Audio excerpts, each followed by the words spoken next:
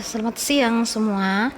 Eh, kita lanjut materi yang kemarin, yaitu biaya tak langsung. Yang kemarin kita bahas tentang biaya peralatan yang terakhir ya. Sekarang kita langsung dengan biaya tak langsung. Biaya tak langsung dibedakan menjadi dua golongan, yaitu biaya umum dan biaya proyek ya. Jadi ada dua ini, biaya proyek dan biaya umum. Ada beberapa hal yang dikelompokkan sebagai biaya umum. Ya, pertama, gaji personel, tetap kantor pusat dan lapangan. Kedua, pengeluaran kantor pusat seperti sewa mod kantor, sewa telepon, dan lain sebagainya.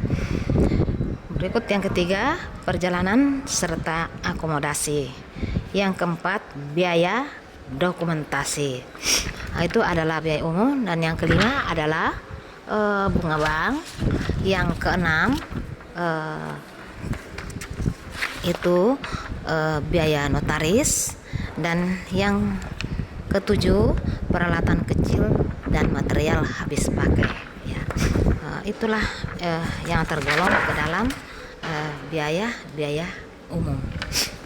Berikut kita lanjut. Ada beberapa hal yang dikelompokkan menjadi biaya proyek, yang mana pengeluarannya dapat dibebankan pada proyek tetapi tidak dimasukkan pada biaya upah tenaga kerja, material atau peralatan. Berikut yang merupakan biaya proyek, yaitu 1. Bangunan kantor, lapangan beserta perlengkapannya. Yang kedua, biaya telepon lapangan. Yang ketiga, kebutuhan akomodasi lapangan seperti listrik, air bersih, air minum, sanitasi, dan sebagainya. Yang keempat, jalan kerja dan parkir, batas perlindungan, dan pagar di lapangan. Yang kelima, pengukuran di lapangan. Yang keenam, tanda-tanda untuk pekerjaan dan kebersihan lapangan. Yang ketujuh, pelayanan keamanan dan keselamatan kerja. Yang kedelapan, pajak pertambahan nilai. Yang kesembilan, asuransi atau asuransi risiko dan asuransi kerugian. Yang kesepuluh, biaya jaminan penawaran, jaminan pelaksanaan, dan jaminan pemeliharaan. Yang ke-11, surat izin dan lisensi. Yang ke-12, inspeksi, pengujian, dan pengetesan. Ya, pengujian artinya pengetesan itu tentang bahan ya, di dalam lab ya. Pengujian bahan maksudnya masuk di dalam laboratorium.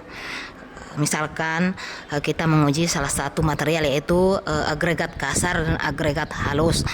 Ukuran-ukuran yang masuk ke ayakan, yaitu yang halusnya ukuran misalkan 0, sekian-sekian. Yang tersisanya itu materialnya yaitu agregat kasar, yaitu 0,5 misalkan, salah satu contoh Ibu kasih. Kemudian sewa peralatan besar utama. Berikut kita masuk ke pengendalian proyek.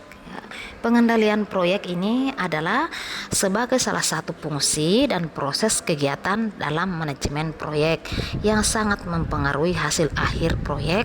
Adalah pengendalian yang mempunyai tujuan utama adalah meminimalisasi segala penyimpangan yang dapat selama proses berlangsungnya proyek.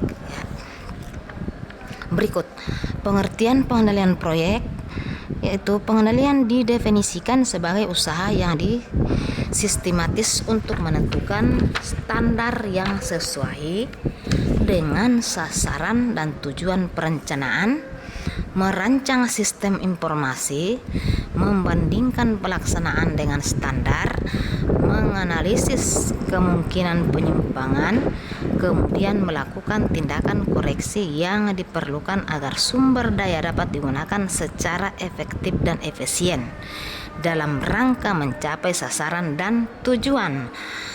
Menurut salah seorang yang bernama Monica pada tahun 2013 yang lalu. Dari definisi di atas dapat disimpulkan bahwa pengendalian membutuhkan standar atau tolak ukur sebagai pembanding alat ukur kinerja dan tindakan koreksi yang akan dilakukan bila terjadi penyimpangan. Kegiatan yang dilakukan dalam proses pengendalian dapat berupa pengawasan, pemeriksaan, serta tindakan koreksi yang dilakukan selama proses implementasi. Pengendalian proyek adalah sistem yang mengatur selama kegiatan dalam proyek dalam tujuan agar semua terlihat berfungsi secara optimal sehingga pelaksanaan tepat waktu sesuai dengan jadwal proyek, serta membuat terkoordinasi dengan baik agar dapat menghasilkan pekerjaan dengan kualitas yang sesuai dengan yang direncanakan. Ya, demikianlah materi pada siang hari ini. Jadi Ibu berikan materi secara singkat supaya dipahami, supaya dimengerti, supaya tidak bosan menonton dan bisa dimengerti, dimaknai. Kalau menjawab soal bisa dijawab dengan baik. Sekian dan terima kasih. Sekarang Ibu kasih salah satu tugas yang harus dikirim ke link untuk penilaian penambahan nilai di rapor, ya. Nomor 1,